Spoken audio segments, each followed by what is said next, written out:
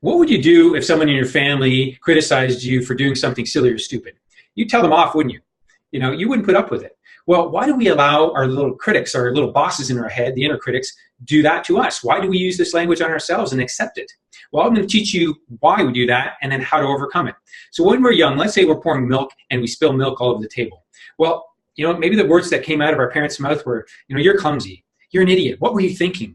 Are you stupid? You know, whatever the words came out, they learned them from their parents and then they just say them to us. So nobody to blame, but you know, that's just the way they learned it, and that's what they taught us, and that's what we do to ourselves, and we may be saying it to our siblings or kids and you know, passing it on. So that's why it happens, but it doesn't mean you have to accept it. You can tell those little inner critics off.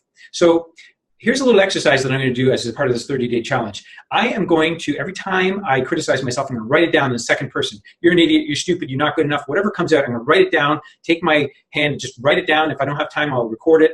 And then I'm going to do a little exercise with that after. So every day I'm going to write it down. At the end of the day, I'm going to read that over, see how that feels, right? And then I'm going to do a next step. The next step I'm going to share with you tomorrow. It's going to be step 2. So if you want to do this along with me, follow along, write down what your inner critic is saying, and then tune in tomorrow.